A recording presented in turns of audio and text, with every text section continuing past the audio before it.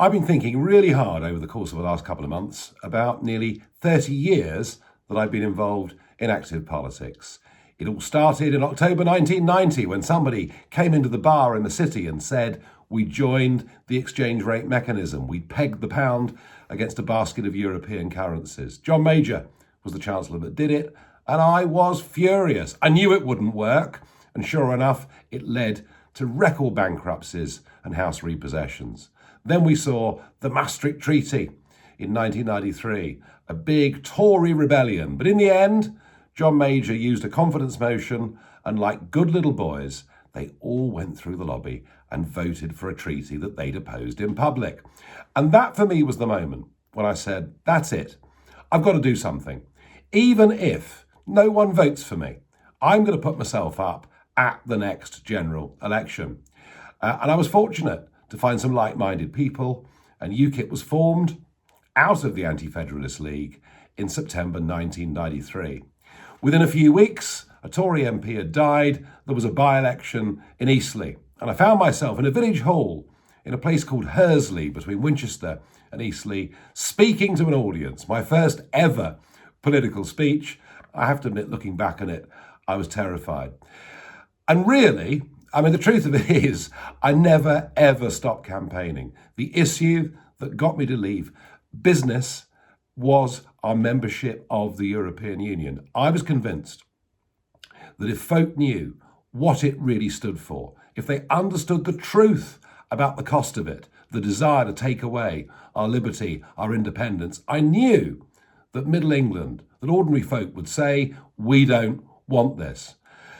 And it was a very, very long battle. I guess the lucky thing that happened was that in 1999, we had European elections contested under proportional representation. So I found myself going to the European Parliament. Indeed, I thought the day I left last year, I'd actually been there in 4 different decades.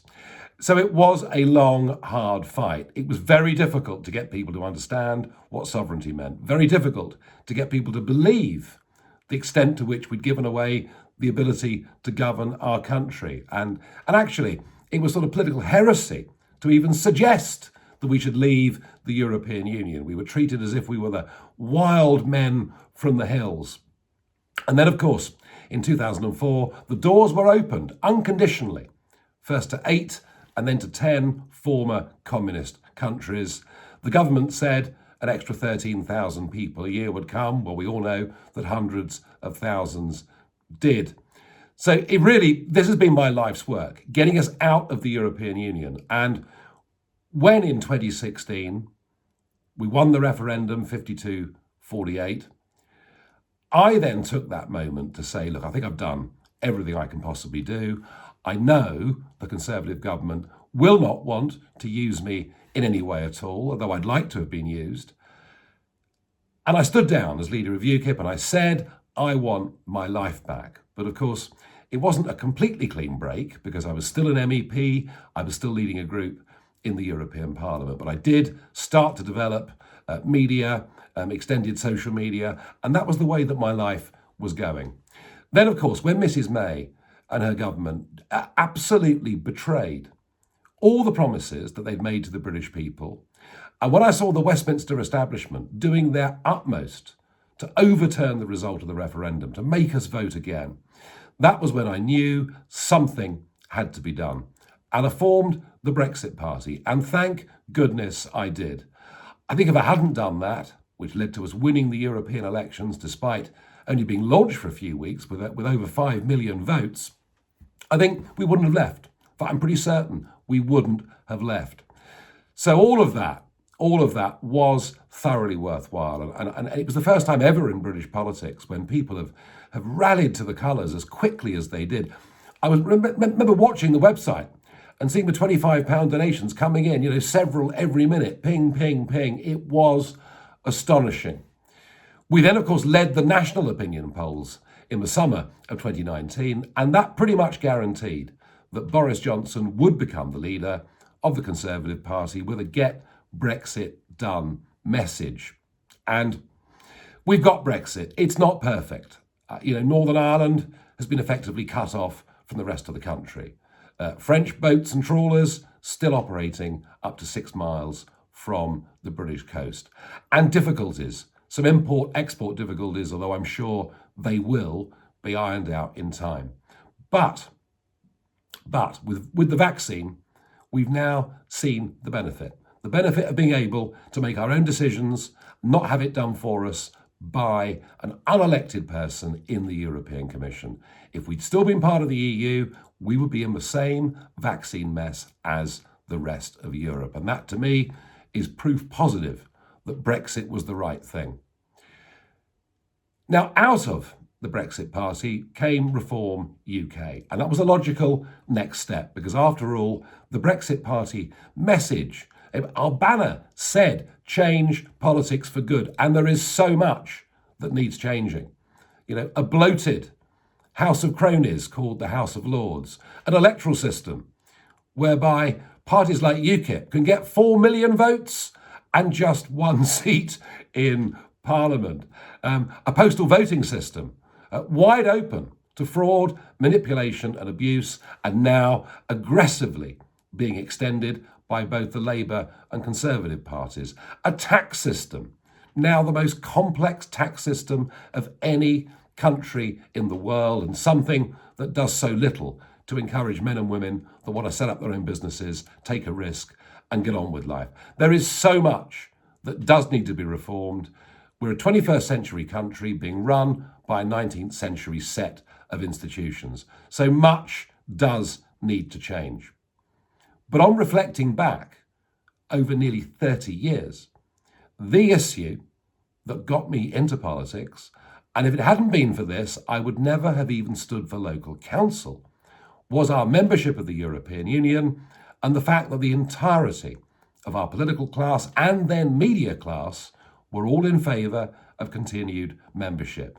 That became my life's goal, and it took over the best part of 3 decades of my life.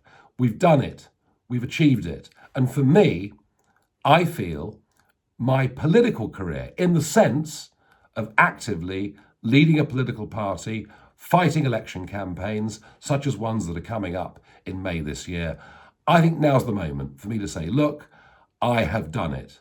I guess in some ways, it's a repeat of what I said in 2016 when I said I want my life back. So before this election campaign starts for May, now is the minute, the right moment for me to say that I'm not going to go on as leader of Reform UK.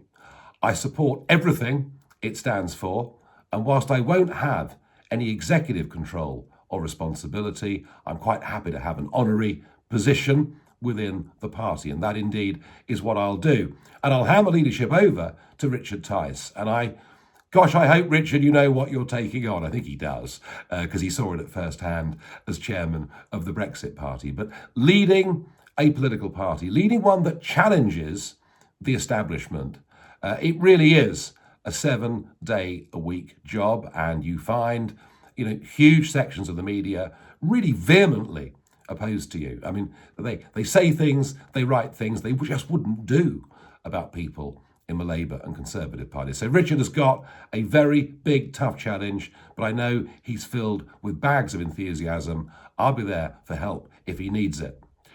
But this is not me retiring. Yes, I'm getting out of active party politics. I think I've done my bit, but I'm not retiring. Oh no, goodness gracious me, no. There are lots of other things that I want to fight for and campaign for. In particular, the increasing influence of the Chinese Communist Party over our whole way of life. And once again, the British establishment effectively have sold out to it. And I think that's a big education campaign that needs to happen. And I'm going to fight for that. The indoctrination of our children at school. It starts from the age of 7 or 8 and goes all the way through to university. We're not teaching young people critical thinking. They're being propagandized politically. And I think in many cases, encouraged to hate this country and everything it's ever stood for. And I want to fight that. And there are some environmental causes that I care strongly about, such as the health of our oceans. And let's get planting trees. Everybody talks about it, but nobody actually does it. So I'm going to battle and fight for all of those things that I believe in, very, very passionately. I'm going to continue with a career in media, in social media. As many of you know, I've taken YouTube pretty seriously over the course of the last year. I'm not going away. I'm still going to fight and battle for change.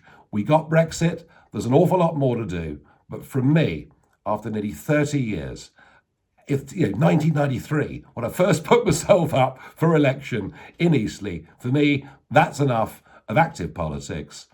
And you know something?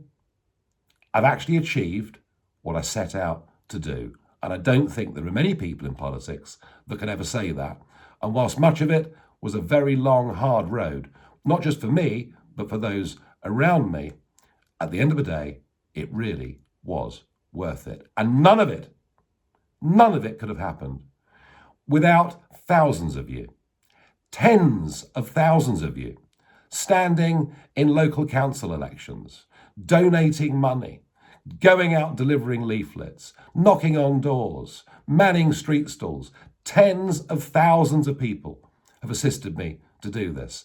And out there in the country, millions of people, millions and millions, probably between 6 and 7 million people at some point voted for parties that I led.